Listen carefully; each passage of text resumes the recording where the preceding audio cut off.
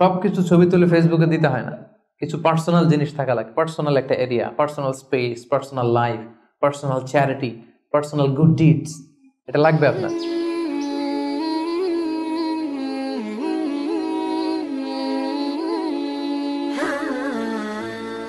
السلام عليكم ورحمة الله وبركاته نحمده ونصلي على رسوله الكريم أما بعد فأعوذ بالله من الشيطان الرجيم بسم الله الرحمن الرحيم মহান আল্লাহ রাব্বুল ইজ্জা ওয়াল জালালের দরবারে আমরা শুকরিয়া জ্ঞাপন করছি যে আল্লাহ তাআলা আজকে আমাদেরকে এশার সালাতের পরে এরকম চমৎকার একটি সোশ্যাল গ্যাদারিং এ একত্রিত হওয়ার তৌফিক এনায়েত করেছেন। আমরা শুরুতেই ফরমালি আল্লাহ তাআলাকে থ্যাঙ্কস জানাই, শুকরিয়া জানাই। আমরা সবাই পড়ছি কালিমাতু শুকর, আলহামদুলিল্লাহ। আজকের এই প্রোগ্রামে আমি সহিহ বুখারী থেকে একটি হাদিস আপনাদের সাথে শেয়ার করব, যে হাদিসটিতে আল্লাহ রাসূল সাল্লাল্লাহু আলাইহি ওয়াসাল্লাম 7 শ্রেণীর ব্যক্তিকে কিয়ামতের দিন আল্লাহ তাআলা আরশের ছায়ার নিচে ছায়া দিবেন। এই বিখ্যাত হাদিসটা আপনাদের সামনে উপস্থাপন করার চেষ্টা করব এবং আশা করব যে আপনারা মনোযোগ দিয়ে শুনবেন, যাতে করে শেষে আপনাদের কাছ থেকে আমি 1-2 মিনিটের সামান্য কিছু ফিডব্যাক নিতে পারি যে আপনারা কতটুকু বুঝতে পারলেন। সো মনোযোগটা একেবারে আমার দিকে হবে, হ্যাঁ, ডানে বায়ে কোনো দিকে তাকানো যাবে না। হাদিসটি সহিহ বুখারীতে এসেছে আর হাদিসটির বর্ণনাকারী হচ্ছেন সাইয়েদনা আবু হুরায়রা রাদিয়াল্লাহু তাআলা আনহু। عن أبي هريرة رضي الله تعالى عنه قال قال رسول الله صلى الله عليه وسلم 7 يظلهم الله في ظله يوم لا ظل إلا ظله إمام عادل وشاب نشأ في عبادة الله ورجل قلبه معلق بالمساجد ورجلان تحبا في الله اجتمعا عليه وتفرق عليه ورجل دعته امرأة ذات منصب وجمال فقال إني أخاف الله ورجل تصدق بصدقة فأخفاها حتى لا تعلم شماله ما تنفق يمينه ورجل ذكر الله خاليا ففاضت عيناه رواه البخاري। এটা হচ্ছে হাদিসের টেক্সট। তো আবু হুরায়রা রাদিয়াল্লাহু তাআলা আনহু বর্ণনা করেন যে আল্লাহ রাসূল সাল্লাল্লাহু আলাইহি ওয়াসাল্লাম তিনি বলেছেন 7 শ্রেণীর ব্যক্তিকে, 7 ধরনের ব্যক্তিকে আল্লাহ তাআলা কিয়ামতের দিন in the day of judgement তার আরশের নিচে ছায়া দিবেন, যেদিন আল্লাহর আরশের ছায়া ছাড়া আর কোনো ছায়া থাকবে না। এর মধ্যে প্রথম শ্রেণী হচ্ছে ইমামুন আদিল, মানে the just ruler, the just king, ন্যায়পরায়ণ শাসক। প্রথম শ্রেণী হচ্ছে ন্যায়পরায়ণ শাসক বা রাষ্ট্রপ্রধান। 2 নম্বর হচ্ছে ওয়াশাবুন নাশা ফি ইবাদাতিল্লাহ, এমন যুবক যে তার যৌবনটাকে আল্লাহর ইবাদতে কাটিয়েছে। 3 নম্বর হচ্ছে ওয়ারাজুলুন কলবুহু মুআল্লাকুন বিল মাসাজিদ, এমন ব্যক্তি যার হৃদয়টা সবসময় মসজিদের সাথে লেগে থাকে, মসজিদের সাথে ঝুলে থাকে। 4 নম্বর হচ্ছে ওয়ারাজুলান তাহাব্বা ফিল্লাহ ইজতামা আলাইহি ওয়া তাফাররাকা আলাইহি, এমন 2 ব্যক্তি যারা একে অপরকে আল্লাহর জন্য ভালোবাসে, পৃথক হলেও আল্লাহর জন্য ভালোবাসাটা বজায় থাকে, একসাথে থাকলেও আল্লাহর জন্য ভালোবাসাটা বজায় থাকে। 5 নম্বরে হচ্ছে এমন ব্যক্তি দাআতহুম ইমরাআতুন যাতু মানসিবিন ওয়া জামাল, এমন ব্যক্তি যাকে সম্ভ্রান্ত বংশের খুব সুন্দরী রূপসী ভেরি বিউটিফুল লেডি একজন নারী তাকে পাপ কাজের জন্য আহ্বান করেছে, কিন্তু সেই পাপ কাজে সাড়া না দিয়ে প্রত্যাখ্যান করে বলেছে ইন্নী আখাফুল্লাহ, আমি এই কাজ করতে পারবো না, কারণ আমি ভয় পাই একজনকে, তিনি কে? আমি আল্লাহকে ভয় পাই।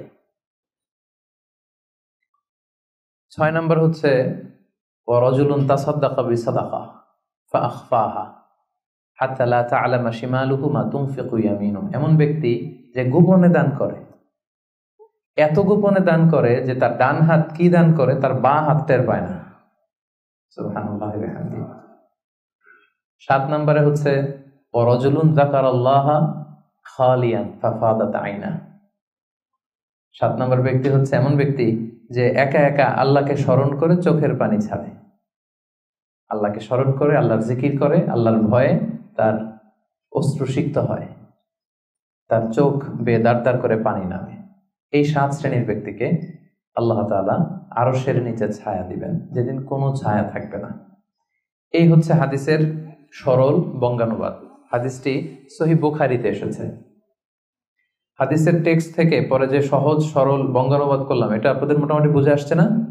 বুঝে এসেছে। এরপরে ব্যাখ্যা করলে আরো ভালো বুঝতে পারবেন। এই হাদিসটির বর্ণনাকারী হচ্ছে আবু হুরায়রা রাদিয়াল্লাহু তাআলা আনহু। আবু হুরায়রা রাদিয়াল্লাহু তাআলা আনহুর নাম শুনেছেন আপনারা? আল্লাহ রাসূল সাল্লাল্লাহু আলাইহি ওয়াসাল্লাম একজন বিখ্যাত সাহাবী। ওনার নাম কিন্তু আবু হুরায়রা না, ওনার নাম হচ্ছে আব্দুর রহমান। আবু হুরায়রা রাদিয়াল্লাহু তাআলা আনহুর আসল নাম কি? সবাই বলতে হবে, আব্দুর রহমান। তো উনি আবু হুরায়রা হলেন কি করে? হিররাতুন মানে বিড়াল, আর হুরায়রা মানে ছোট্ট বিড়াল। তো উনি বিড়াল পালতেন, বিড়াল নিয়ে দুষ্টামি করতেন। আমাদের অনেকে শখ আছে, ঘরে আমরা বিড়াল পালি। তো উনি একবার ঢোলা জামা, এই জুব্বার আস্তিনের মধ্যে বিড়াল নিয়ে রাসূল সাল্লাল্লাহু আলাইহি ওয়াসাল্লামের কাছে আসছেন। আল্লাহ রাসূল দেখলেন যে আবু হুরায়রা বিড়াল নিয়ে দুষ্টামি করতেছে। তো আল্লাহ রাসূল সাল্লাল্লাহু আলাইহি ওয়াসাল্লাম রসিকতা করে, মজা করে ডাক দিলেন, ইয়া আবা হুরায়রা, এই বিড়ালের বাবা। আসলে নাম কি ছিল? আব্দুর রহমান। টাকা দরকার ছিল ইয়া আব্দুর রহমান। এটা না ডেকে রাসূল সাল্লাল্লাহু আলাইহি ওয়াসাল্লাম মজা করে বললেন, ইয়া আবা হুরায়রা, হে বিড়ালের বাবা। তো রাসূল সাল্লাল্লাহু আলাইহি ওয়াসাল্লাম কিন্তু এরকম মজা প্রায় করতেন, প্রায় সাহাবাদের মধ্যে তিনি মজা করতেন, রসিকতা করতেন। তবে এটা হালাল রসিকতা ছিল, হালাল এন্টারটেইনমেন্ট। রাসূল সাল্লাল্লাহু আলাইহি ওয়াসাল্লাম একটু রসিকতা করে বললেন, ইয়া আবা হুরায়রা, হে বিড়ালের বাবা। তখন থেকে আবু হুরায়রা রাদিয়াল্লাহু তাআলা আনহুকে সবাই আব্দুর রহমান না বলে বিড়ালের বাবা বলে ডাকতে শুরু করলো। সুবহানাল্লাহ। এবং উনি নিজেও এটা নিজের জন্য পছন্দ করলেন, বিড়ালের বাবা। তো ওনার নাম হচ্ছে বেসিক্যালি আব্দুর রহমান, কিন্তু যেহেতু বিড়াল নিয়ে দুষ্টামি করতেন এবং রাসূল সাল্লাল্লাহু আলাইহি ওয়াসাল্লাম একবার যখন হে বিড়ালের বাবা বলে ডাক দিলেন, তারপর থেকে উনি কি হয়ে গেলেন? আবু হুরায়রা। উনি এই হাদিসটি বর্ণনা করেছেন, উনি নিজে শুনেছেন রাসূল সাল্লাল্লাহু আলাইহি ওয়াসাল্লামের কাছ থেকে এই হাদিসটি। উনি সর্বাধিক হাদিস বর্ণনাকারী সাহাবী, উনার চেয়ে বেশি হাদিস কোন সাহাবী বর্ণনা করেননি। 5374টি হাদিস বর্ণনা করেছেন। মসজিদে নববীর পাশে একটা বারান্দা আছে, এটাকে বলে সুফা। এই বারান্দায় যে সাহাবারা থেকে থেকে পড়াশোনা করতো ওনাদেরকে বলা হতো আহলে সুফা। আবু হুরায়রা রাদিয়াল্লাহু তাআলা আনহু এই আহলে সুফার সদস্য ছিলেন। উনি বলতেন যে আমাদের অনেক সাহাবারা ব্যবসা করতো, কেউ এটা করতো সেটা করতো, আমি কিছুই করতাম না। আমার শুধু খাওয়ার ব্যবস্থাটা হইলেই আমি রাসূল সাল্লাল্লাহু আলাইহি ওয়াসাল্লামের সাথে থাকতাম, সারাদিন থাকতাম, আর উনি যাই বলতো আমি এটা মানুষের কাছে বর্ণনা করে পৌঁছে দিতাম। সুবহানাল্লাহ। এজন্যই উনি এত হাদিস বর্ণনা করেছেন। শুরুতে উনি এত হাদিস বর্ণনা করতে পারতেন না। উনি একবার বললেন, ইয়া রাসূলুল্লাহ সাল্লাল্লাহু আলাইহি সাল্লাম, আসমাউ মিনকা হাদিসান কাসীরান, আমি তো আপনার কাছ থেকে অনেক হাদিস শুনি, ফালা আহফাজ, কিন্তু এগুলো আমার মনে থাকে না, কি করব? আল্লাহ রাসূল সাল্লাল্লাহু আলাইহি ওয়াসাল্লাম বললেন, উবসুত রিদাক, তুমি তোমার চাদরটা বিছিয়ে দাও। আবু হুরায়রা রাদিয়াল্লাহু তাআলা আনহু চাদর বিছিয়ে দিলেন। রাসূল সাল্লাল্লাহু আলাইহি ওয়াসাল্লাম ওই চাদরের মধ্যে এরকম হাত বুলিয়ে দিলেন, বললেন এবার এটা গায়ে দাও। এটা গায়ে দেওয়ার পর থেকে উনি বললেন, এরপর থেকে জীবনে যত হাদিস শুনেছি আল্লাহ রাসূল সাল্লাল্লাহু আলাইহি ওয়াসাল্লামের মুখ থেকে একটাও ভুলি নাই, একটাও ভুলিনি। রাসূল সাল্লাল্লাহু আলাইহি ওয়াসাল্লামের দোয়ার বরকত, রাসূল সাল্লাল্লাহু আলাইহি ওয়াসাল্লামের দোয়ার বরকতটা এরকম ছিল, উনি যদি কোনো লোনা পানির কুয়ার মধ্যে অজু করে কুলির পানি ফেলতেন, ওইটা মুহূর্তের মধ্যে মিঠা পানির কুয়া হয়ে যেত। গাছের মধ্যে ফল ধরে না, রাসূল সাল্লাল্লাহু আলাইহি ওয়াসাল্লাম টাচ করলে এর পরের বছর ফল হতে হতে একেবারে সয়লাভ। আনাস রাদিয়াল্লাহু তাআলা আনহুর জন্য একবার দোয়া করে দিয়েছিলেন, আল্লাহ তাকে সন্তান বেশি দাও, তাকে সম্পদ বেশি দাও। তো সন্তানের দোয়া এত কাজে লাগছে, ওনার সব মিলে 82 জন সন্তান ছিল, 80 জন ছেলে, 2 জন মেয়ে। আর উনি বলতেন যে আমার এমন খেজুরের বাগান ছিল, মদিনার সবার খেজুরের বাগান বছরে খেজুর দিত একবার, আমার খেজুরের বাগানে বছরে খেজুর হতো 2 বার। রাসূল সাল্লাল্লাহু আলাইহি ওয়াসাল্লামের দোয়ার বরকত। মদিনার অনেক নবজাতক সন্তানদের মাথায় চুল গজায় না, রাসূল সাল্লাল্লাহু আলাইহি ওয়াসাল্লাম কোনো নবজাতক সন্তানের মাথায় হাত বুলিয়ে দিলে মাথার চুল তাড়াতাড়ি বড় হয়ে যেত। বারাকা। রাসূল সাল্লাল্লাহু আলাইহি ওয়াসাল্লাম হাত বুলিয়ে দিলেন, ওই হাত বুলানো চাদর আবু হুরায়রা রাদিয়াল্লাহু তাআলা আনহু গায়ে পড়লেন, আর ভুলে না কিছু, আর কিছু ভুলে না। অনেক ওরিয়েন্টালিস্টরা আবু হুরায়রা রাদিয়াল্লাহু তাআলা আনহুর এই হাদিস বর্ণনার ব্যাপারে সাসপিশন ছড়ায়, সন্দেহ ছড়ায় যে উনি এত হাদিস শুনলো কবে? একজন মানুষকে এত হাদিস কারো কাছ থেকে শুনে মনে রাখতে পারে নাকি? আপনারা আমার যত কথা শুনেন কয়টা মনে রাখতে পারবেন? তারা সন্দেহ ছড়ায় যে আবু হুরায়রা এগুলো নিজ থেকে মনে হয় বলেছে। আসলে না, কখনো না, নেভার। উনি রাসূল সাল্লাল্লাহু আলাইহি ওয়াসাল্লামের কাছ থেকে যেমনটি শুনেছে ঠিক তেমনটি বলেছে। এবং এটা হচ্ছে রাসূল সাল্লাল্লাহু আলাইহি ওয়াসাল্লামের দোয়ার বরকত, ওই যে চাদরে হাত বুলিয়ে দিয়েছিলেন। তাহলে হাদিসের যে বর্ণনাকারী আবু হুরায়রা রাদিয়াল্লাহু তাআলা আনহু, ওনার ব্যাপারে একটা ছোটখাটো ধারণা পেয়ে গেলেন না আপনারা? আচ্ছা, এবার আমরা হাদিসে চলে যাই। আল্লাহ রাসূল সাল্লাল্লাহু আলাইহি ওয়াসাল্লাম বলেছেন, সাবআতুন ইউযিল্লুহুমুল্লাহু ফি যিল্লিহি ইয়াওমা লা যিল্লা ইল্লা যিল্লুহু, 7 শ্রেণীর ব্যক্তিকে আল্লাহ তাআলা আরশের নিচে ছায়া দিবেন, যেদিন আরশের ছায়া ছাড়া আর কোনো ছায়া থাকবে না। ইউযিল্লুহুমুল্লাহু ফি যিল্লিহি, আল্লাহ তাআলা সেদিন তার নিজের ছায়া দিবেন, বলতে উদ্দেশ্য হচ্ছে ফি যিল্লি আরশিহি, আল্লাহর আরশের ছায়ায় তিনি 7 শ্রেণীর ব্যক্তিকে সেদিন রাখবেন। আল্লাহর আরশের ব্যাপারে আপনারা শুনেছেন না, যে আর রহমান আলাল আরশি ইস্তাওয়া, আল্লাহ তাআলা আরশের উপর পজিশন নিয়েছেন। আল্লাহ তাআলার পজিশন কোথায়? আরশের উপর। আরশ হচ্ছে মহাবিশ্বের সবকিছুর উপরে এটার অবস্থান। আমরা খালি চোখে উপরে কি দেখি? আকাশ। আসলে আমরা আকাশ দেখি না, এটা দেখি মহাশূন্য, স্পেস। প্রথম আকাশ যে কত বড় তার কোনো হিসাব নাই। এই যে পৃথিবী থেকে সূর্য 13 লক্ষ গুণ বড়, পুরো পৃথিবীটাই তো আমাদের দেখার সুযোগ হয়নি। এই পৃথিবীর চেয়ে নাকি এবার সূর্য কয় গুণ বড়? Can you imagine that? 13 লক্ষ গুণ বড়। সূর্যের চেয়ে এরকম কোটি কোটি গুণ বড় তারা আছে। এরকম বিলিয়ন বিলিয়ন তারা নিয়ে আমাদের গ্যালাক্সির নাম হচ্ছে মিল্কি ওয়ে। এটার পরে আরেকটা গ্যালাক্সি সবচেয়ে কাছের অ্যান্ড্রোমেডা, ওটা আরো বড়। ওইখানে বিলিয়ন বিলিয়ন ট্রিলিয়ন গ্যালাক্সি। এরকম প্রত্যেকটা গ্যালাক্সি ঘুরছে, প্রত্যেকটা তারা তাওয়াফ করছে মহাশূন্যে। এরকম হাজার কোটি তারা নিয়ে আমাদের প্রথম আকাশের মহাশূন্য। প্রথম আকাশ কিন্তু অনেক উপরে। এই যে নাসার বিজ্ঞানীরা, অমুক বিজ্ঞানীরা রকেট দিয়ে এখানে যায় ওখানে যায়, এরা প্রথম আকাশের 1 কোটি ভাগের 1 ভাগও এখন অর্জন করতে পারেনি। ওই প্রথম আকাশের পরে হচ্ছে দ্বিতীয় আকাশ। ওই দ্বিতীয় আকাশের তুলনায় প্রথম আকাশটা কত ছোট শুনেন। আপনার হাতের আংটি যদি আপনি বিশাল মাঠের মধ্যে ছেড়ে দেন, একটা মরুভূমির মধ্যে ফেলে দেন, পুরো মাঠের তুলনায় হাতের আংটি যত ছোট, আল্লাহর দ্বিতীয় আসমানের তুলনায় আল্লাহর প্রথম আসমানটা ঠিক তত ছোট। দ্বিতীয় আসমান আরো বড়, তৃতীয়টা আরো বড়। যত উপরে ঊর্ধ্বাকাশের যত কাহিনী একটার চেয়ে একটা বড়, এরকম 7টা আকাশ। তার উপরে সিদরাতুল মুনতাহা, বর্ডার এরিয়া। তার উপরে লা জামান লা মাকান, ওইখানে সময়ের হিসাব নাই, স্পেস নাই, সময় নাই। কারণ আল্লাহর সময় দিয়ে বাঁধা যায়? আমাদের যেমন বসতে জায়গা লাগে, আল্লাহর পজিশন নিতে কি জায়গার প্রসঙ্গটা আসে না? কারণ লাইসা কামিসলিহি শাই, উনি কারো মতো না, উনি উনার মতো। ওয়ালাম ইয়াকুল্লাহু কুফুয়ান আহাদ, তার মতো কেউ নাই। তো তিনি কার মতো? তিনি তার মতো। তার মতো কেউ নাই, তো তিনি কার মতো? তিনি তার মতো। তার উপরে হচ্ছে আল্লাহর কুরসি, তার উপরে আল্লাহর আরশ, সেখানে আল্লাহর পর্দা। এই পর্দার পেছনে আল্লাহ তাআলার সত্তা। আমাদের বাড়ির পর্দাগুলো কি দিয়ে তৈরি বলেন তো? কাপড় দিয়ে। আল্লাহর পর্দাগুলো আলো দিয়ে তৈরি, নূরের পর্দা। পর্দাটাই আলো। এজন্য সাহাবারা জিজ্ঞেস করেছিলেন, ইয়া রাসূলুল্লাহ হাল রাআইতা রাব্বাক, আপনি কি মেরাজের রাতে আপনার রবকে দেখেছিলেন? রাসূল সাল্লাল্লাহু আলাইহি ওয়াসাল্লাম বলেছিলেন, নূরুন আন্না আরাহু, উনি তো নূর, আলোর পর্দা, চোখ ঝলসে যাওয়ার মতো অবস্থা, আমি কিভাবে দেখবো? তার মানে সরাসরি দেখেননি। আল্লাহ তাআলার সাথে সিক্রেট মিটিং হয়েছিল, কনভারসেশন হয়েছিল, কথাবার্তা হয়েছিল। তার উপরে হচ্ছে আরশ। ওই আরশের ছায়ার নিচে কিয়ামতের ময়দানে আল্লাহ তাআলা 7 শ্রেণীর ব্যক্তিকে স্থান দিবেন। কয় শ্রেণীর? 7 শ্রেণীর ব্যক্তিকে স্থান দিবেন। যে দিনটা হবে 50 আলফা সানাহ মিম্মা তা'উদ্দুন, 50,000 বছরের সমান একটা দিন, কিয়ামতের দিন। 50,000 বছর। মানুষগুলো সব হয়রান হয়ে যাবে।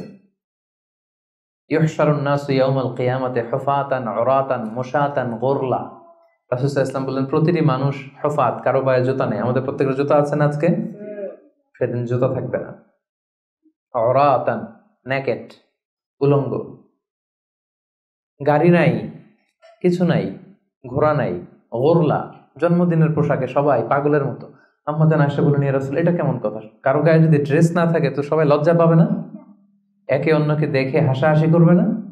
আল্লাহ রাসূল সাল্লাল্লাহু আলাইহি ওয়াসাল্লাম বললেন, লিকুল্লি ইমরিইম মিনহুম ইয়াউমা ইযিন শাআনু ইউগনি। আয়েশা, সেদিনটা এত ভয়ঙ্কর হবে যে অন্যের কি অবস্থা এটা চিন্তা করতেই সে ভুলে যাবে। নিজের অবস্থা নিয়ে এত পেরেশানিতে সে থাকবে, ঘর্মাক্ত, ক্লান্ত, শ্রান্ত, পেরেশান। সূর্যটা একেবারে মাথার কাছে চলে আসবে। সূর্যের তাপে মাথার মগজগুলো গলে নাকের ছিদ্র, কানের ছিদ্র দিয়ে বেয়ে বেয়ে পড়বে। জিহ্বাটা কুকুরের মতো বেরিয়ে আসবে সামনের দিকে। মানুষ হাঁপাতে থাকবে, দৌড়াতে থাকবে, ক্লান্ত শ্রান্ত, কেউ কাউকে চেনে না। ইয়াউমা ইয়াফিরুল মারউ মিন আখিহি ওয়া উম্মিহি ওয়া আবিহি ওয়া সাহিবাতিহি ওয়া বানিহি। ভাই ভাইকে চিনবে না, পরিচয় দিবে না। মা ছেলেকে দেখে পরিচয় দিবে না, বন্ধু বন্ধুকে দেখে পরিচয় দিবে না, সবাই ইয়া নফসি ইয়া নফসি। ওই ভয়ঙ্কর দিনে আল্লাহ তাআলা 7 শ্রেণীর লোককে তার আরশের নিচে ছায়া দিবেন। আমরা কি চাই না যে আমরা ওই 7 শ্রেণীর অন্তর্ভুক্ত হই? আমরা আল্লাহ তাআলার কাছে কামনা করি আমরাও যেন সেই 7 শ্রেণীর অন্তর্ভুক্ত হয়ে সে ভয়ঙ্কর দিনে আল্লাহ তাআলার আরশের নিচে ছায়া পেতে পারি। আরো জোরে আমরা সবাই পড়ি আমিন। ওই 7 শ্রেণীর ব্যক্তিদের মধ্যে প্রথম শ্রেণী হচ্ছে ইমামুন আদিল, ন্যায়পরায়ণ শাসক, the just ruler, the just king. যেই বাদশাহ, যেই শাসক, যেই কিং তার প্রজাদের প্রতি ন্যায়পরায়ণ ভাবে বিচার করে, ইকুয়ালি ট্রিট করে সবাইকে, কারোর উপর জুলুম করে না। কারণ আল্লাহ তাআলা জুলুম পছন্দ করেন না। আল্লাহ কি কারোর উপর জুলুম করেন? কিয়ামতের দিনের বিচারে তিনি কারোর উপর জুলুম করবেন? আল্লাহ তাআলা বলেন ইন্নী হারামতু যুলমা আলা নাফসি, আমি আমার উপর জুলুমকে হারাম করেছি, ফালা তাযালামু, তাই তোমরাও তোমাদের উপর জুলুম করো না, খবরদার। আর যুলমু যুলুমাতুন ইয়াউমাল কিয়ামা, যারা পৃথিবীর বুকে কারো উপর জুলুম করবে, এই জুলুমটা জুলুমাত হয়ে, অন্ধকার হয়ে তার কাঁধে চেপে বসবে কিয়ামতের দিন।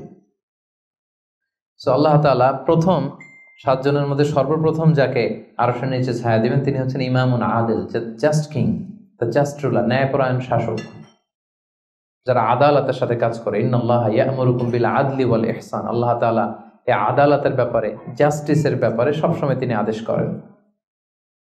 জাস্টিস ভায়োলেট হয়, ন্যায়পরায়ণতা, ইনসাফ এটা ভায়োলেট হয়, এটা আল্লাহ তাআলা কখনো চান না। যারা বিচার করার সময় ন্যায় বিচার করে, উভয় পক্ষের কথা শুনে, যারা রায় দেওয়ার সময় ন্যায়সঙ্গতভাবে রায় দেয়, যারা জনগণের ট্রিট করার সময় সঠিকভাবে ট্রিট করে, সেই ধরনের রাজা যারা, সেই ধরনের কিং যারা, রুলার যারা, তারা সেদিন স্থান পাবে।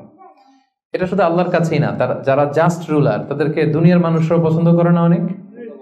উদাহরণস্বরূপ বলছি, ফর এন এক্সাম্পল, এই যে রেসেপ তাইয়েব এরদোগান, জাস্ট উদাহরণ। আরো অনেক ভালো ভালো রুলার আছে, আপনারা আরো ভালো বলতে পারবেন। তো এই যে তুরস্কের রেসেপ তাইয়েব এরদোয়ান মুসলিম বিশ্বের বিভিন্ন ইস্যু নিয়ে উনি খুব কনসার্নড, চমৎকার চমৎকার উদ্যোগ নিচ্ছে। এটা আমাদের খুব ভালো লাগে না? আমাদেরকে অনুপ্রাণিত করে, আমাদেরকে উজ্জীবিত করে।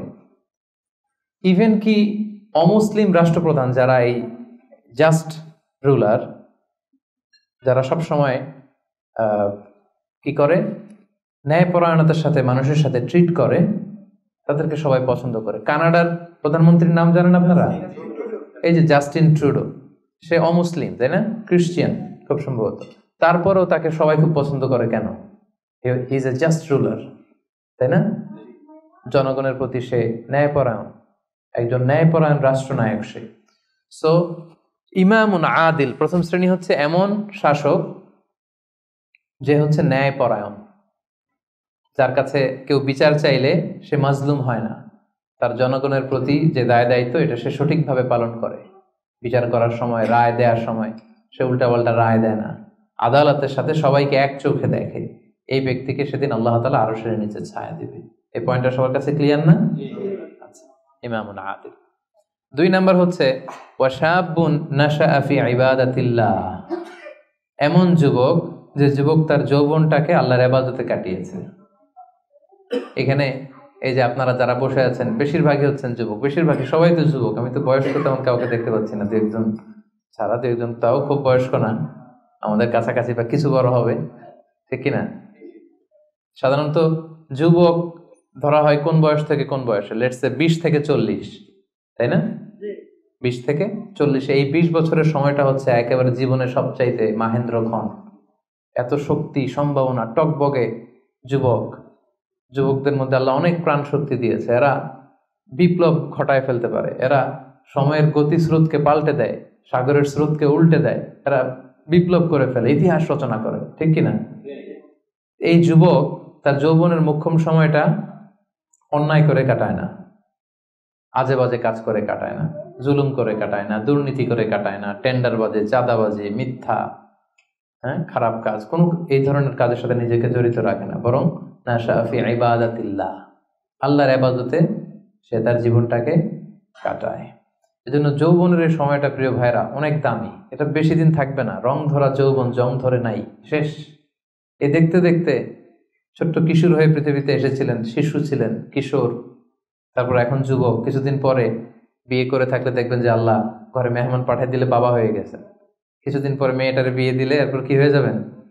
শ্বশুর হয়ে যাবেন, এরপরে নানা হয়ে যাবেন, দাদা হয়ে যাবেন। এই তো জীবন, this is the circle of life. রং ধরা যৌবন, জং ধরে শেষ, এটা থাকে না খুব বেশি দিন। এই জন্য এই যৌবনের এই সময়টাকে যারা আল্লাহর ইবাদতে তারা কাটিয়েছে, তাদেরকে আল্লাহ তাআলা আরশের নিচে ছায়া দিবেন। নাশা ফি ইবাদাতিল্লাহ। এবং যৌবনের ইবাদতকে আল্লাহ তাআলা খুব বেশি পছন্দ করে। ইবাদতটা অনেক ব্রড সেন্সে যদি আপনি চিন্তা করেন, অনেকে মনে করে যে শুধু নামাজ পড়া, শুধু রোজা রাখা, শুধু জিকির করা এটাই ইবাদত। আসলে ব্যাপারটা কিন্তু এমন নয়। মানব কল্যাণে আপনি যাই করেন, আল্লাহ তাআলার আদেশ পালনে আপনি যাই করেন, সবটাই ইবাদত, ঠিক কিনা? আপনি যদি রক্ত দেন, মুমূর্ষু রোগীকে বাঁচাতে রক্তের প্রয়োজন হয় না? আপনি যদি তাকে বাঁচাতে রক্ত দেন, এটাও ইবাদত। আপনি পরিবেশকে সুন্দর রাখার জন্য গাছ লাগালেন, এটাও ইবাদত। আপনি একজন মানুষ বিপদে পড়েছে, he doesn't know what to do, আপনি তাকে কনসালটেশন করলেন, কিছু সুন্দর পরামর্শ দিলেন, গাইড করলেন যে এইটা ভুল, এইভাবে করো। এই যে আপনি টাইম ব্যয় করলেন, কনসালটেশন দিলেন, এটা ইবাদত। অনেকে মনে করে যে শুধু তাসবিহ, জিকির, কোরআন তেলাওয়াত এগুলোই মনে হয় ইবাদত। না, যে পথেই আল্লাহর সন্তুষ্টি, যে কাজ করলে আল্লাহ তাআলা সন্তুষ্ট হন, এই সবগুলো কাজই কিন্তু ইবাদত। তাই যৌবনের এই মোক্ষম সময়টাতে আল্লাহ তাআলার ইবাদত করে আমাদেরকে কাটাতে হবে। আমা খালাকতুল জিন্না ওয়াল ইনসা ইল্লা লিয়াবুদুন। আমি মানব জাতি আর জিন জাতিকে কেবলই সৃষ্টি করেছি আমার ইবাদতের জন্য। এজন্য এই বয়সের, আপনাদের এই বয়সের অফিসে খুব ব্যস্ততা, এখানে খুব ব্যস্ততা, এরপরেও যে একটু কষ্ট করে নামাজটা পড়েন, হ্যাঁ, এরপরেও যে জামাতে আসেন, এরপরেও আপনি সুন্নাহ মোতাবেক চলতে যাচ্ছেন, দাড়ি রাখছেন, এটা অনেক বড় ইবাদত। এটা আল্লাহ তাআলার কাছে অনেক বেশি প্রিয়। বৃদ্ধ বয়সের ইবাদতের চেয়ে যৌবনের ইবাদত আল্লাহর কাছে অনেক বেশি প্রিয়। এর কারণ হচ্ছে, বৃদ্ধ বয়সে ইবাদত ছাড়া করবেটা কি? ইবাদত ছাড়া তো সময়ই কাটে না। কারণ ঘরে এর কথা শোনার কেউ নাই, কেউ সময় দেয় না, রাতে ঘুম আসে না, 3টার দিকে ঘুম ভেঙে যায়। বাংলাদেশের কথা যদি বলি, দেখবেন যে মুরব্বীরা 3টা-4টার পরে নাকি ওনাদের ঘুমই আসে না। তো অজু করে ইমাম সাহেবের 1 ঘন্টা আগে আসে মসজিদে ফজর পড়তে। ইমাম সাহেব দেরি করলো কেন, মুয়াজ্জিন দেরি করলো কেন, ওনারা এটা বলে। কারণ ওই যে ঘুম আসে না, কি করবে? তখন তার ইবাদত করা ছাড়া সময়ই কাটে না। ওই ইবাদত আল্লাহর কাছে ততটা প্রিয় নয় যতটা প্রিয় হচ্ছে একজন যুবকের ইবাদত, ঠিক কিনা? আপনি যৌবন কালে যদি আল্লাহ তাআলা দাসত্ব করতে পারেন, ইবাদত করতে পারেন, আপনার বার্ধক্যে উপনীত হওয়ার পরে ইবাদত করতে না পারলে আল্লাহ তাআলা ইবাদত দিয়ে আপনার আমলনামা পূর্ণ করে দিবে। পূর্ণ করে দেবে। আপনি ফজরের সময় উঠতে পারতেছেন না, কোমরে ব্যথা, ডায়াবেটিস ইত্যাদি ইত্যাদি, আল্লাহ বলবে যুবক অবস্থায় কি করেছিল ওইটা দেখো, ওই সময় যা করছে ওইটা লিখে দাও। এই জন্য আল্লাহ রাসূল সাল্লাল্লাহু আলাইহি ওয়াসাল্লাম বলেছেন যে এই যৌবনটারে কাজে লাগাও। আল্লাহ রাসূল সাল্লাল্লাহু আলাইহি ওয়াসাল্লাম বলেছেন 5টা বিষয় আসার আগে 5টা জিনিসকে কাজে লাগাও। এর মধ্যে একটা হচ্ছে শাবাবাকা ক্বাবলা হারামিক, বার্ধক্য আসার আগে যৌবনকে কাজে লাগাও। সিহহাতাকা ক্বাবলা মারাদিক, অসুস্থতা আসার আগে সুস্থতাকে কাজে লাগাও। গিনাকা ক্বাবলা ফাকরিক, গরিব হয়ে যাওয়ার আগে তোমার ধনাঢ্যতাকে কাজে লাগাও। ফারাগাকা ক্বাবলা শুগলিক, ব্যস্ত হয়ে যাওয়ার আগে অবসরটারে কাজে লাগাও। হায়াতাকা ক্বাবলা মাউতিক, মৃত্যু আসার আগে জীবনটারে কাজে লাগাও। এই জন্য যৌবনটাকে যেন আমরা কাজে লাগাই প্রিয় ভাইরা। এবং কিয়ামতের ময়দানে 5টা প্রশ্ন করা হবে। এই 5টা প্রশ্নের উত্তর না দিয়ে কোনো বনি আদম পাই নাড়াতে পারবে না, পা নাড়াতে পারবে না। এর মধ্যে প্রথম প্রশ্ন, আন হায়াতিহি ফিমা আফনা, তার জীবনটা সে কোন কাজে লাগিয়েছে। ও আন শাবাবিহি ফিমা আবলা, জীবনের মধ্যে যে যৌবন ছিল ওই সময় কি করছে, ওই সময় কি ইসলামের বিরুদ্ধে তার কাজ করেছে, হারাম কাজগুলোতে সময় ব্যয় করেছে, হারাম ব্যবসা করেছে, হারামের সাথে সম্পৃক্ত ছিল, ইসলাম বিরোধী গোষ্ঠীর সাথে সম্পৃক্ত ছিল। আপনাকে জিজ্ঞেস করা হবে যে এই যৌবনের সময়টা আপনি কি কাজে লাগিয়েছেন, নাকি ইসলামের পক্ষে ছিল, যা করেছে ইসলামের পক্ষে কাজে লেগেছে। সম্পদ কোত্থেকে উপার্জন করেছে, কোথায় ব্যয় করেছে, যতটুকু জেনেছে ততটুকু মেনেছে কিনা। এই 5টা প্রশ্নের উত্তর দেওয়ার আগে বনি আদম কিয়ামতের ময়দানে পাই নাড়াতে পারবে না। এই জন্য দ্বিতীয় শ্রেণী হচ্ছে ওয়াশাবুন নাশাআ ফি ইবাদাতিল্লাহ, এমন যুবক যে তার যৌবনকে আল্লাহর ইবাদতে কাজে লাগিয়েছে। এজন্য যৌবনটাকে যেন আমরা কাজে লাগাই। মনে থাকবে সবার, সবাই কিন্তু আপনারা যুবক, এই সময়টা পাবো না, আমরা মিস করবো কিছুদিন পরে। এই যে কুচকুচে কালো দাড়ি, আপনার কি মনে হয় আজীবনই কালোই থাকবে? তাহলে আমাদের দাদার গুলা সাদা করলো কে? নানার গুলা সাদা করলো কে? ওই বয়সে যাওয়ার পরে এই কুচকুচে দাড়ি, কালো চুল, এগুলো কি হয়ে যাবে? সাদা হয়ে যাবে। এটাই জীবন।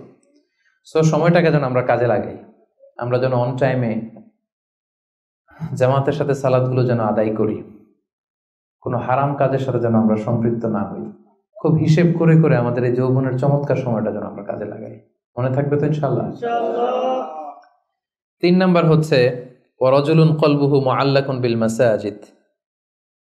এমন ব্যক্তি যার হৃদয়টা সবসময় মসজিদের সাথে ঝুলে থাকে, মসজিদের সাথে সবসময় লেগে থাকে, মসজিদের সাথে সম্পৃক্ত, মসজিদ ছাড়া আর কিছু ভালো লাগে না। এরকম কিছু টাইপ লোক আছে না? মসজিদ থেকে নামাজ পড়ে চলে আসছে বাসায়, কিন্তু মন পড়ে আছে কই? মসজিদে। আমাদের অনেকের যায় মসজিদে কিন্তু মন থাকে কই? বাড়িতে। উল্টা হয়ে যায় আর কি, উল্টা যেন না হয়। অনেকে দেখবেন যে জোহরের নামাজ পড়ে বাসায় আসছে, বাট মনটা পড়ে আছে মসজিদে। এই 3 নাম্বার ব্যক্তি হচ্ছে রাজুলুন কলবুহু মুআল্লাকুন বিল মাসাজিদ। 3 নাম্বার ওই ব্যক্তিকে আল্লাহ আরশের নিচে জায়গা দিবে যার হৃদয়টা মসজিদের সাথে লেগে থাকে। আর মসজিদ খুব ভালো লাগে। জোহর পরে বাসায় আসে কিন্তু মনটা পড়ে থাকে মসজিদে, ভাবে যে আসরটা পড়তে কখন যাব। আবার আসরের সময় যে যখন বের হয় মনে মনে ভাবে মাগরিবের সময় আমি কই থাকবো, আশেপাশে সূরাও থাকবে কিনা, মসজিদের জায়গা থাকবে কিনা, নামাজটা জামাতে হবে কিনা, একটা টেনশন, একটা পেরেশানি, সবসময় মসজিদের দিকে মনটা লেগে থাকে সব সময়। এই ধরনের লোককে আল্লাহ তাআলা সেদিন তার আরশের নিচে ছায়া দিবেন। একটা হাদিস আল্লাহ রাসূল সাল্লাল্লাহু আলাইহি ওয়াসাল্লাম বলেছেন যে মান গাদা ইলাল মসজিদি আও রাহা আ'আদাল্লাহু লাহু নুজুলান ফিল জান্নাতি কুল্লামা গাদা আও রাহা। সকাল সন্ধ্যা যে ব্যক্তি সবসময় মসজিদে যায়, যতবার সে মসজিদে যাবে ততবার আল্লাহ তাআলা জান্নাতের মধ্যে তার জন্য স্পেশাল একটা অ্যাপার্টমেন্ট তৈরি করবেন, স্পেশাল একটা বাঙ্কুয়েট হল তৈরি করবেন। এই যে এরকম বাঙ্কুয়েট হল, যেখানে তার হসপিটালিটি, তাকে আপ্যায়নের জন্য ফেরেশতারা বসে থাকবে। আল্লাহু আকবার। এজন্য মসজিদের সাথে যেন আমরা আমাদের সম্পর্কটাকে গড়ে তুলি। যদিও এই কোভিডের কারণে মসজিদে যাওয়ার সুযোগ খুব একটা আমাদের হচ্ছে না। আমি জানি না আপনাদের এলাকাগুলোতে কি অবস্থা, যেতে পারেন না। আমি নিজেও অনেক দিন মসজিদে নামাজ পড়তে পারছি না। মাঝে মাঝে আমাদের ইউনিভার্সিটিতে যেতাম জুমার সালাতে, এখন সেটাও যাওয়া যায় না, সুযোগ নাই। একটা সময় ছিল অনেকে যায় নাই, এখন মসজিদের দরজাগুলো বন্ধ। আমার মোহতারাম মরহুম নানা শ্বশুর গোলাম সরোয়ার সাইদি নানা ভাই ইন্তেকাল করেছেন, আপনারা জানেন। উনি চমৎকার একটা আলোচনা করেছিলেন। উনি বলছিলেন যে হে যুবক, তুমি কি এখনো মসজিদে যাবে না? তুমি কি দেখছো না গোটা বিশ্বের মসজিদগুলোতে তালা ঝুলছে? কখন তোমার হুঁশ ফিরবে? আর কবে তুমি নামাজি হবে? এখন তো তুমি চাইলেও যেতে পারবে না, এখন তো চাইলেও যেতে পারছি না, ঠিক কিনা? একটা সময় যাই নাই, অনেকেই যায় নাই। এখন মন চাচ্ছে মসজিদে যে নামাজ পড়বো, তারপরও যাওয়ার সুযোগ নাই। এই যে মালয়েশিয়াতে প্রায় 1 বছর ধরে আমরা মসজিদে রেগুলারলি যেতে পারছি না। কিছুদিন অবস্থা ভালো হলে খুলে দেয়, তারপরে আবার লকডাউন, আবার এমসিও, মুভমেন্ট কন্ট্রোল অ্যাক্ট। তো চাইলেও কিন্তু আমরা যেতে পারবো না। এবং এই পরিস্থিতি থেকে আসলে উত্তরণ হবে কিনা আমাদের কোনো গ্যারান্টি আছে? নতুন আরেকটা করোনা ভাইরাসের ধরন পাওয়া গিয়েছে ইউকেতে, লকডাউন, সব ইন্টারন্যাশনাল ফ্লাইট ক্যান্সেল। ওইটা নাকি এই কোভিডের 10 গুণ বেশি শক্তিশালী। এটা যদি চারদিক থেকে হামলা করে, অ্যাটাক করে, আমরা যাবো কোথায়? একটা সময় মসজিদে আমরা যাই নাই, এখন চাইলেও যেতে পারছি না। যেন সম্মানিত ভাইয়েরা, আমরা আল্লাহ তাআলার কাছে দোয়া করি যে আমাদের এই কঠিন পরিস্থিতি থেকে আল্লাহ তাআলা আমাদেরকে উত্তরণ দিক, মসজিদগুলোকে আল্লাহ তাআলা খুলে দেওয়ার ব্যবস্থা করে দিক, আমরা যেন আবার আগের মতো মসজিদে যে আল্লাহ তাআলাকে সেজদা দিতে পারি। সো রাজুলুন কলবুহু মুআল্লাকুন বিল মাসাজিদ। 3 নাম্বার হচ্ছে এমন ব্যক্তি যার অন্তরটা সবসময় মসজিদের সাথে লেগে থাকে। দেখবেন অনেক লোক আছে মসজিদে গেলে ভালো ফিল করে, he feels good, he feels very comfortable.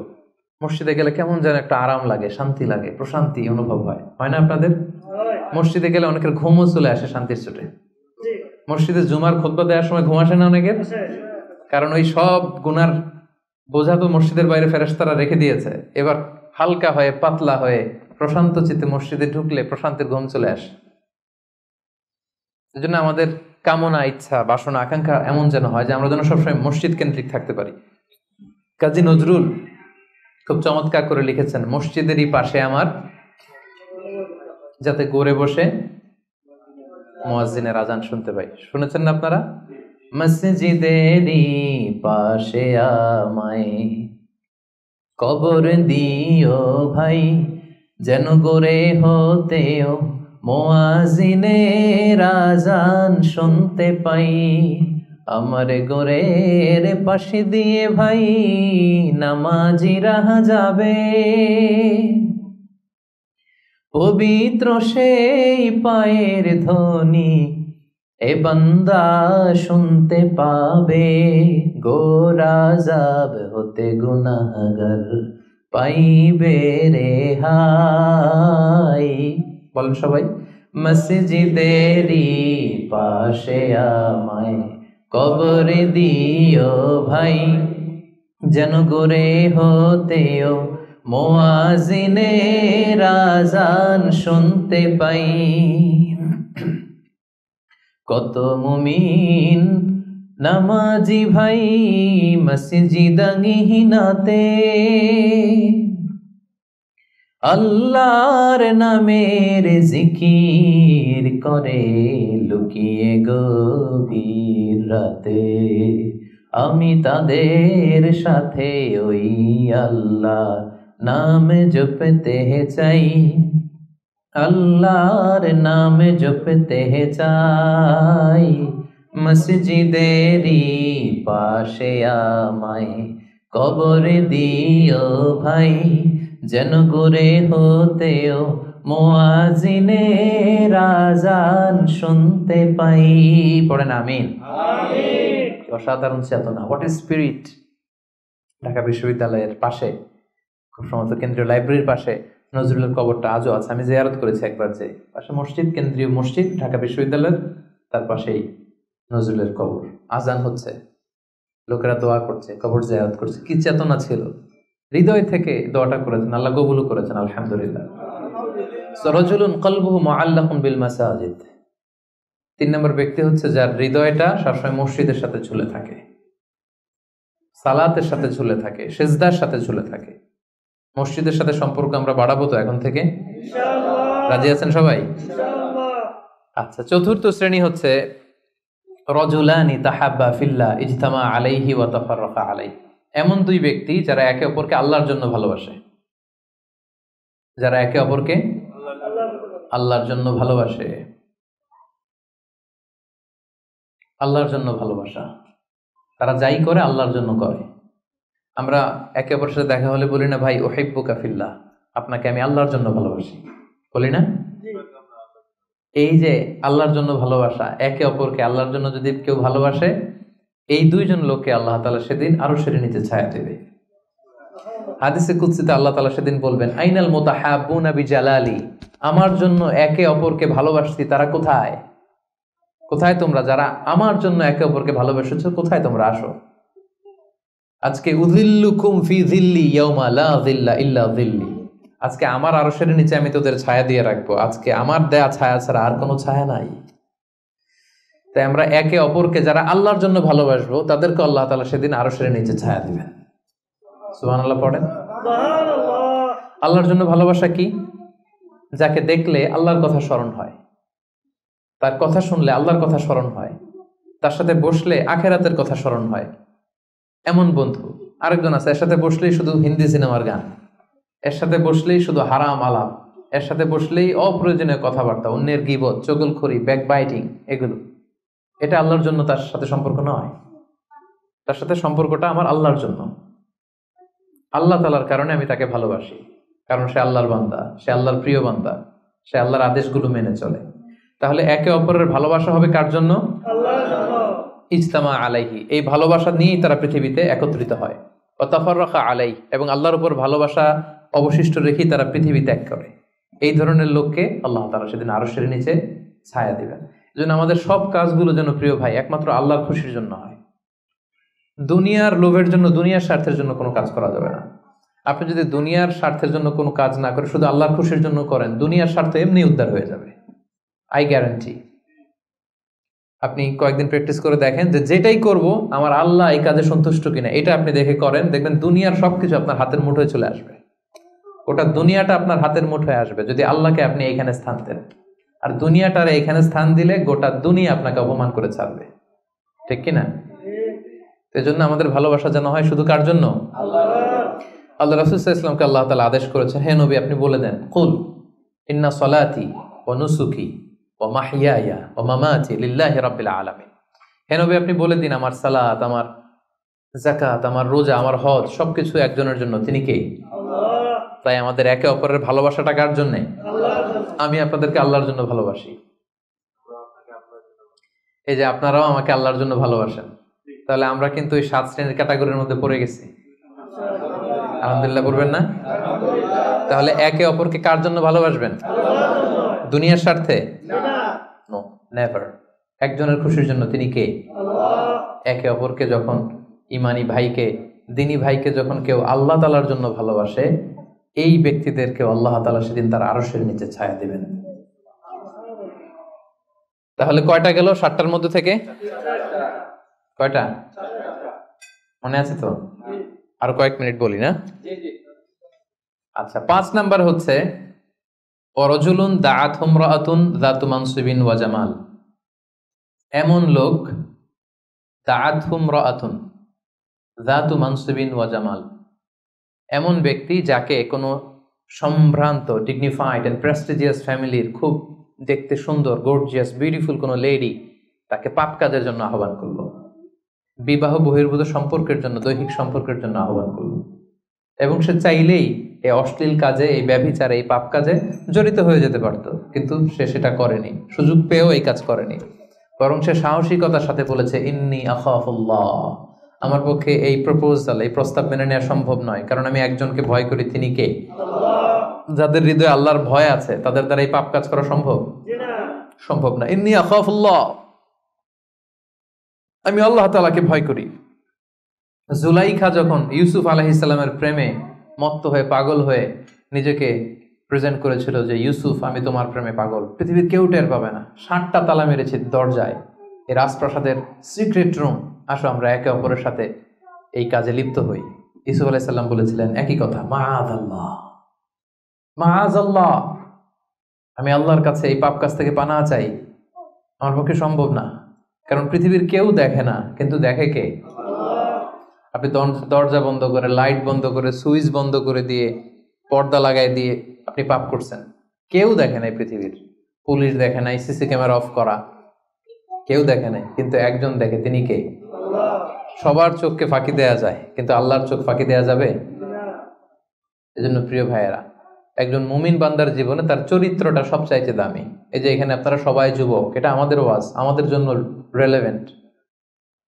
এজন্য ইংরেজিতে বলা হয় when money is lost something is lost, যখন টাকা নষ্ট হয়, টাকা হারায়, এটা সামথিং, হাতের ময়লা আবার আসবে।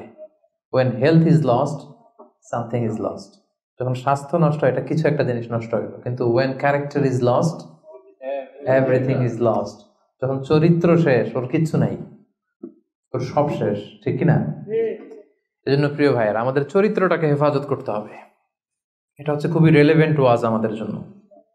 শয়তানের হাতছানি, চাকচিক্যময় হাতছানি আমাদেরকে পাপের পথে নিয়ে যেতে পারে, কিন্তু খবরদার, ইউসুফ আলাইহিস সালামের সেই শিক্ষা যেন আমরা ধারণ করি, আমরা যেন বলি মাআযাল্লাহ, ইন্নী আখাফুল্লাহ, আমি আল্লাহ তাআলাকে ভয় করি। আমি কাকে ভয় করি?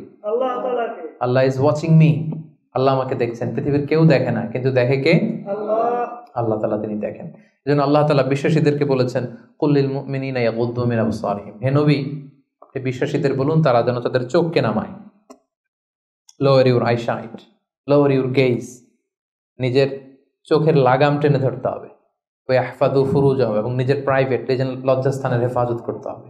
আল্লাহ রাসূল সাল্লাল্লাহু আলাইহি ওয়াসাল্লাম বলেছেন মাইয়াদমান লি মা বাইনা লিহিয়াইহি ওয়া মা বাইনা রিজলাইহি আদমান লাহুল জান্নাহ। একটু খেয়াল করে শুনেন, আল্লাহ রাসূল বলেছেন আমার যে উম্মত আমাকে 2টা অঙ্গের গ্যারান্টি দিবে যে এই 2 অঙ্গ দিয়ে সে কোনো পাপ করবে না, তাহলে ওই উম্মতকে আমি জান্নাতের গ্যারান্টি দিয়ে দিলাম। অঙ্গ 2টা কি? এক হচ্ছে 2 চোয়ালের মাঝখানে যে অঙ্গটা থাকে, মানে জিহ্বা, আরেক হচ্ছে 2 পায়ের মাঝখানে যেটা থাকে, প্রাইভেট, মানুষের লজ্জাস্থান। এই 2টা অঙ্গের গুনাহ করবে না বলে যদি কোনো উম্মত আমার গ্যারান্টি দেয়, আমি আমার ওই উম্মতকে জান্নাতের গ্যারান্টি দিব। এজন্য চক্ষুকে হেফাজত করতে হবে, নজরকে হেফাজত করতে হবে। বিশ্বাসীদের বৈশিষ্ট্য হচ্ছে ওয়াল্লাযীনা হুম লিফুরুজিহিম হাফিজুন, বিশ্বাসীরা তাদের প্রাইভেট লজ্জাস্থানের হেফাজত করে। তারা বিয়ে ছাড়া অন্য কোনো ভাবে যৌন সম্পর্কে জড়ায় না। তারা একটা বৈধ যৌন সম্পর্কে, হালাল যৌন সম্পর্কে তারা জড়ায়। বিয়ে ছাড়া কোনো যৌন সম্পর্ক ইসলাম আমাদের জন্য হালাল করে নাই। এজন্য যুবকদেরকে বিষ্ণু ইসা ইসলাম বলেছেন, ইয়া মা'আশারাশ শাবাব মান ইসতাতাআ মিনকুমুল বাআতা ফালিয়াতাযাওয়াজ, যাদের সক্ষমতা আছে আর্থিক এবং শারীরিক, ফালিয়াতাযাওয়াজ, বিয়ে করো। ফাইন্নাহু আগাদ্দু লিল বাসার, বিয়ে করলে চোখ নিম্নগামী হয়। ওয়া আহসানু লিল ফারাজ, লজ্জাস্থান হেফাজতে থাকে। ওয়া মান লাম ইয়াস্তাতি, যার সক্ষমতা নাই বিয়ে করার, ফাআলাইহি বিসসাওম, সে রোজা রাখো। সে কি করো? রোজা রাখো। ফাইন্নাহু লাহু বিজা, কারণ এই রোজার মাধ্যমে তাকে পাপ কাজ থেকে আল্লাহ তাআলা বাঁচাবেন। সুবহানাল্লাহ। এখানে বিয়ে করছেন না সবাই? সবাই বিবাহিত? আচ্ছা, আলহামদুলিল্লাহ। আল্লাহ তাআলা খুব দ্রুত যারা বিয়ে করে নাই তাদেরকে বিয়ের ব্যবস্থা করে দেখ। বিয়েটা কিন্তু ভাই অনেক বরকতের। বিয়েটা কি অনেক বরকতের। হালাল পন্থায় আল্লাহর দেয়া যৌবনকে উপভোগ করুন। মুমিনের সম্পর্ক হয় শুধু হালালের সাথে, হারামের সাথে মুমিনের কোনো সম্পর্ক আছে? সম্পর্ক নাই। যে বিয়ে করে তার দিনদারি, দিনের অর্ধেক পূর্ণ হয়ে যায়। আল্লাহ রাসূল সাল্লাল্লাহু আলাইহি ওয়াসাল্লাম বলেন, কেউ যখন বিয়ে করলো তার দিনের অর্ধেক পূর্ণ হয়ে গেল। ফালিয়াত্তাকিল্লাহা ফি নিসফিল বাকি, বাকি অর্ধেকের ভয় করলেই চলবে তার, এখন অর্ধেক পূর্ণ হয়ে গেছে। আল্লাহু আকবার। আল্লাহ রাসূল সাল্লাল্লাহু আলাইহি ওয়াসাল্লাম বলেছেন, নিকাহ মিন সুন্নতি, বিয়ে আমার সুন্নাত।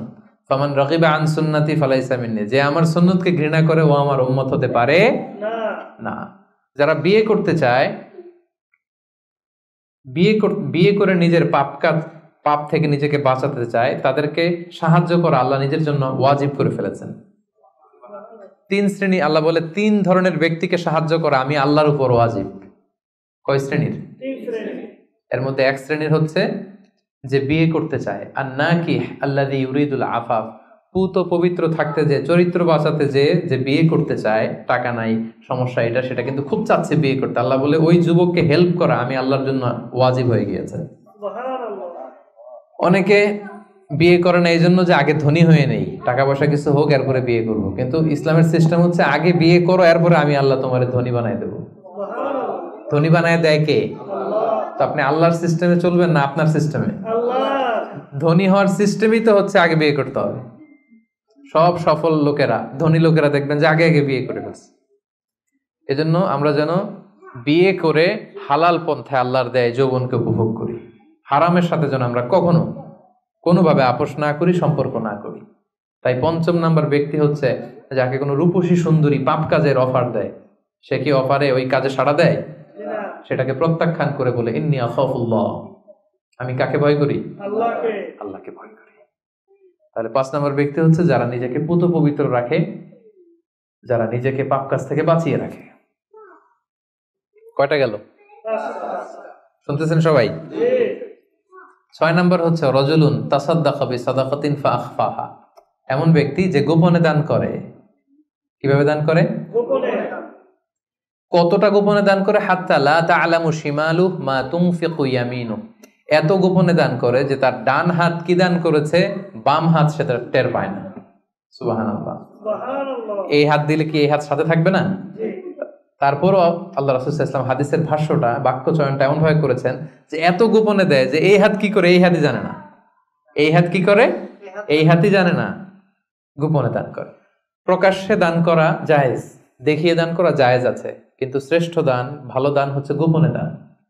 কারণ দেখিয়ে দান করলে এটা আল্লাহর কাছে কবুল হতেও পারে, নাও হতে পারে। আপনার মনের মধ্যে রিয়া, লোক দেখানো ভাব থাকতে পারে, তাই না? আমাদের দেশে অনেক প্রোগ্রামে, মসজিদে, মাহফিলে বলে যে অমুক ভাই চেয়ারম্যান সাহেব, অমুক এমপি, অমুক দানবীর, উনি 1 লক্ষ টাকা, বলেন মারহাবা। তো সবাই বলে মারহাবা, আর ওনারও একটা ইচ্ছা যে আমার একটু বলুক সবাই মারহাবা, দানবীর বলুক, আমি যে শিল্পপতি, বিজনেস ম্যাগনেট, একটু নাম টাম হোক আমার। এই যে নাম হোক, একটু নাম ফুটানোর মানসিকতা নিয়ে যে 1 লক্ষ টাকা দান করলো, 1টি টাকা আল্লাহর কাছে কবুল হয়নি। কারণ লোক দেখানো মানসিকতা নিয়ে করলে এটা আল্লাহ কবুল করে না। কারণ ওইখানে সে 2 জনের সন্তুষ্টি চাচ্ছে, লোকেও ভালো বলুক, আল্লাহও ভালো বলুক। নো, আল্লাহ এটা নেবেন, এই শিরক করে ফেলছেন। শিরক মানে আল্লাহর সাথে যদি কাউরে আবার সাথে চান, আপনি অন্য কাউকে চাইতে পারবেন না, দেখাতে হবে একজনকে, তিনি কে? এটাকে বলা হয় শিরকুল আসগার, ছোট শিরক। লৌকিকতা, লোক দেখানো মানসিকতা, এটা ছোট শিরক, বড় শিরক না, এটা ছোট শিরক। তো এই লৌকিকতার মানসিকতা আমাদেরকে বন্ধ করতে হবে। অনেক দানবীর দানশীল ব্যক্তি কিয়ামতের দিন জাহান্নামে যাবে। আল্লাহ বলবে যাও, go to the hell fire, জাহান্নামে যাও। সে বলবে আল্লাহ আমি তো কোটি কোটি টাকা দিয়েছি, ইয়াতিমখানা করলাম, মসজিদ করলাম, এটা করলাম, চ্যারিটি ফাউন্ডেশন করলাম, এত দান সদকা করার পরে আমি জাহান্নামে যাব? আল্লাহ বলবেন সেটা তুমি করেছো, মানুষ তোমাকে হাতেম তাই বলবে, দানবীর বলবে, তোমাকে বিজনেস ম্যাগনেট বলবে, নাম ফুটানোর জন্য বলছো। তো নাম তো দুনিয়াতে হয়েছে, যেটা চাইছিলে ওটা তো পাইছো, আমার কাছে কি? আমার কাছে তোমার জন্য কিছু নাই, যাও জাহান্নামে যাও। ওইরকম দানশীল যেন আমরা না হয়, আল্লাহ আমাদেরকে হেফাজত করুন। গোপনে দান, যদিও সেটা অল্প হয়।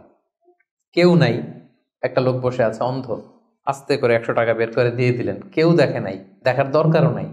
যিনি দেখার দরকার উনি দেখছে, উনি কে? আল্লাহ।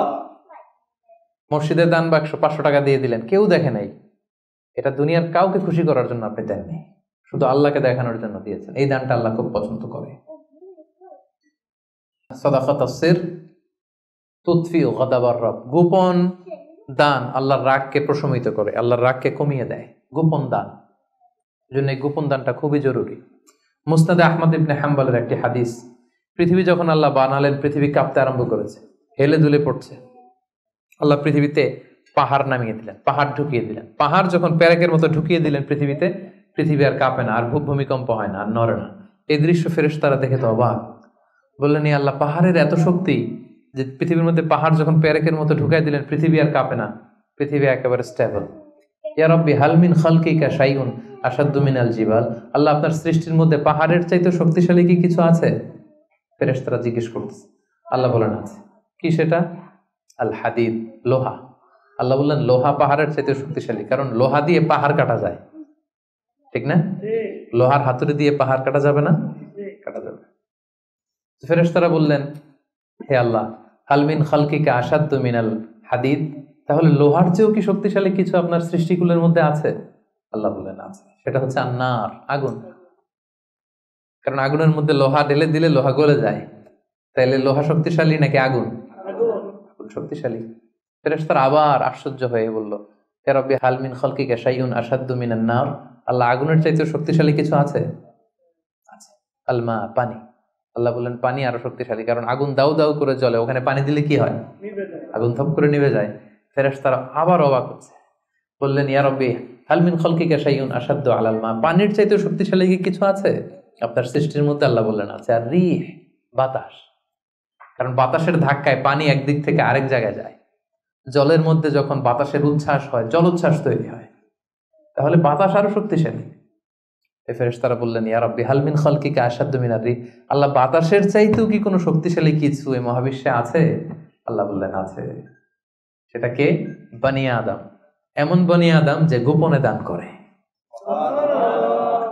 এমন বনি আদম যে সিক্রেটলি চ্যারিটি করে, মানুষকে দেখাতে যায়, আস্তে করে 2 টাকা, আস্তে করে 10 টাকা, আস্তে করে 50 টাকা, আস্তে করে 1 লক্ষ টাকার চেক পাঠায় দিল একটা এতিমখানায়, কেউ দেখে নাই, দেখাইতেও চায় না উনি। এই লোকটা ওই বাতাসের চাইতে বেশি শক্তিশালী। আল্লাহু আকবার। তাহলে গোপন দান আল্লাহর কাছে এত প্রিয়, যারা গোপনে দান করে তাদেরকে আল্লাহ তাআলা সেদিন আরশের নিচে ছায়া দিবেন। সুবহানাল্লাহ। এজন্য প্রিয় ভাইরা, আমাদের প্রত্যেকের কিছু গোপন আমলের দরকার আছে। গোপন, এটা কাউরে দেখানোর দরকার নাই, সবকিছু মানুষকে দেখাতে হয় না, সবকিছু ছবি তুলে ফেসবুকে দিতে হয় না। কিছু পার্সোনাল জিনিস থাকা লাগে, পার্সোনাল একটা area, personal space, personal life, personal charity, personal good deeds, এটা লাগবে আপনার। এটা আল্লাহ তাআলা বেশি পছন্দ করেন। হাল্লাকা সিররুন ইনদাল্লাহ বাইনাকা আনতা ওয়া বাইনাল্লাহ, এমন কোন গোপন জিনিস তোমার আর তোমার রবের মাঝে আছে যেটা তোমার রব ছাড়া কেউ জানে না?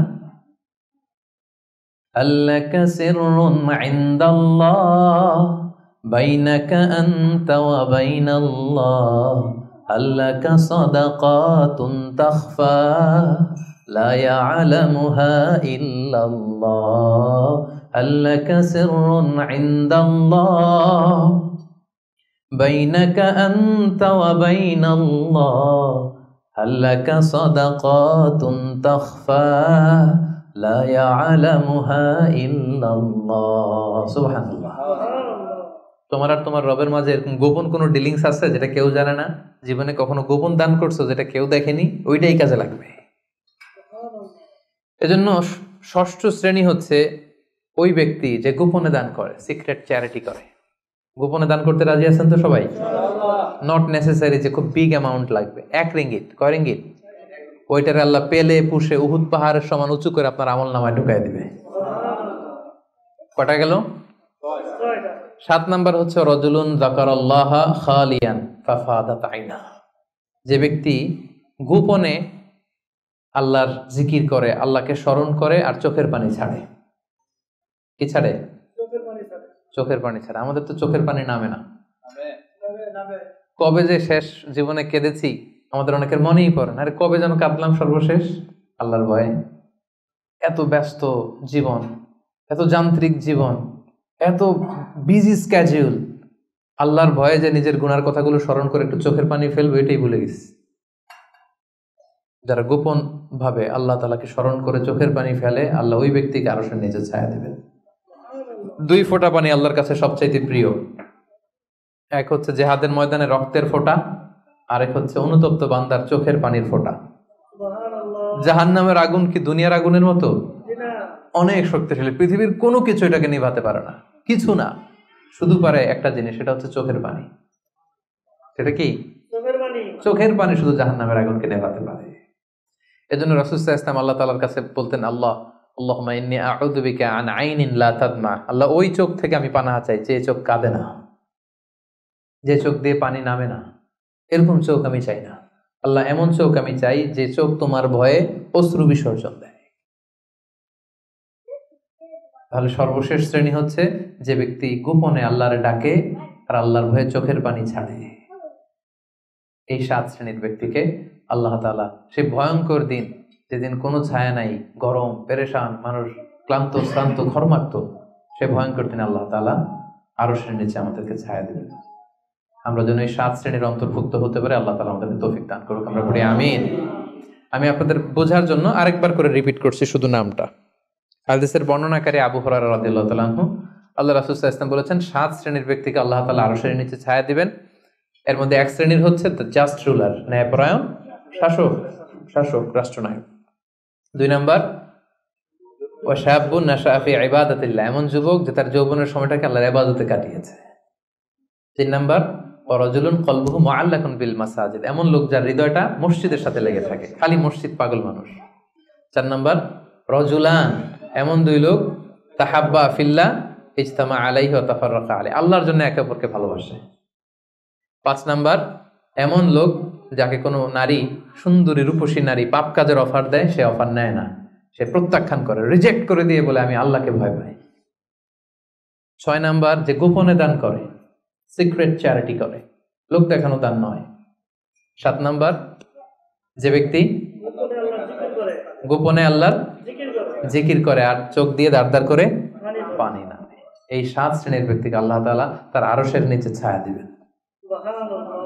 এখন আমাদের প্রতিযোগিতা করা দরকার না যে আমরা এই 7টা গুণের কতটা নেয়া আমাদের পক্ষে সম্ভব।